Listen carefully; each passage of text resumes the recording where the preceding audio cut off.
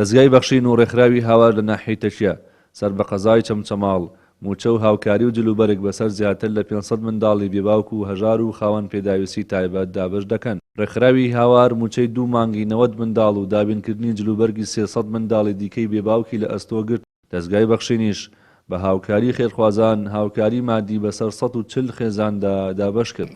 لە سەروبەندی نزیکبوونەوە لە جەژنی ڕەمەزانی پیرۆز ڕێکخراوی هاواری خێرخوازی سوپاس و ستایش بۆ خی پەروەردگار خزمەتەکانی فراوانتر کردووە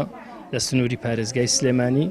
و توانیوێتی خزمەتێکی زۆر بە مناڵە نازدارەکان بکە لە پێدانی جلوبەرێک لە سەبەتەی خۆراک و موچە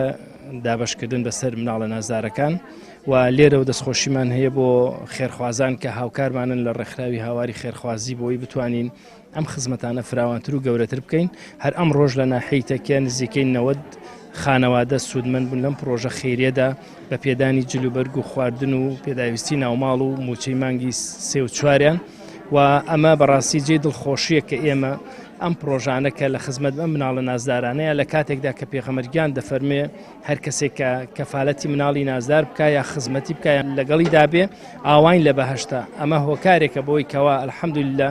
مسلمانان هاوکاری ئەم مناڵە نازدارانن و مێدەوارین بتوانین ئەم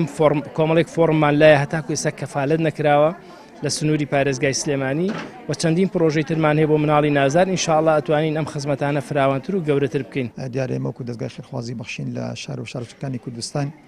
12 مانگە لە خزمەتی خەڵکی هەژار و نەدارین دەستگیریان دەکەین،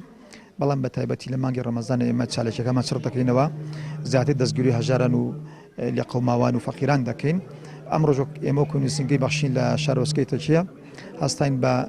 دەستگیری و هاوکاریکردنی 140 ماڵ لە خانەوادی هەژار و خەڵکی بێباوک و کەم دەرامەت ئەوانی کەوا پێداویستیان پێێتی بە تایبەتی ئەوانی کەوا زەکاتی و سەداق و خێران پێداشێ. سوپاس بۆ خۆی ئێمە ئەمڕۆ توانیتمان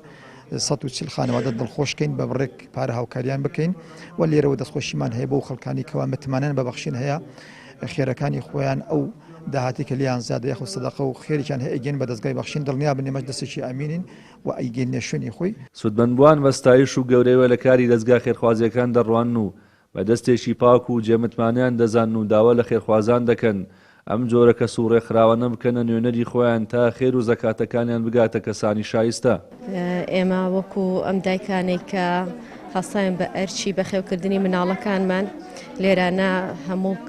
مانگەکان موچەمان هەیە بۆ مناڵەکانمان بەڕاستی دەستێکی ئەمینن دەستخۆشییان لێ ئەەکەین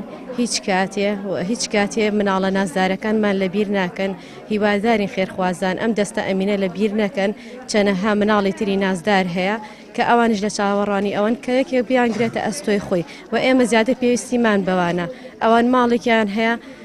کە خوای گەورە پێی بەخشیوین ئێمەش ڕۆژانێ خاوەن ماڵ بووین بەڵام ئێستا احتیاجی دەستی ئەوانین لەوانەیە ئێمەش ڕۆژانێ بێت پێشمان ئیشاڵا لەم کاتە دەربچین و هاوکار بین بۆ کەسانی تری وەکو ڕەبی خوالیان ڕازی بێ یا ڕەبی خوا بە هەزار ئەوەنە لە قیامەت قەرەبوویان بۆ بکاتەوە.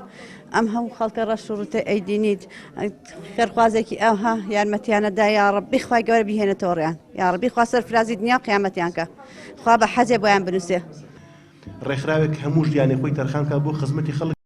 لە مانگی ڕەمەزانی پیرۆزدا لە ڕێی ڕێکخراوە خێرخوازیەکانی کۆمەڵی دادگەریەوە کە بوونەتە پردی پێگەیاندنی دەستی کراوەی خواپێداوان و ماڵی هەژاران زۆرترین کەم دەرامەت و هەژار و نەخۆش هاوکاری و دەستگیرۆیی دەکرێن و خۆشی و ئاوادانی لەسەر سفرەکانیان چرۆ دەکات و کەمێک لە ئازارەکانی ژیانیان کەم دەکاتەوە. ڕەبیر محەممەد کەناڵی ئاسمانی پەیام ناحیەی تەکیە.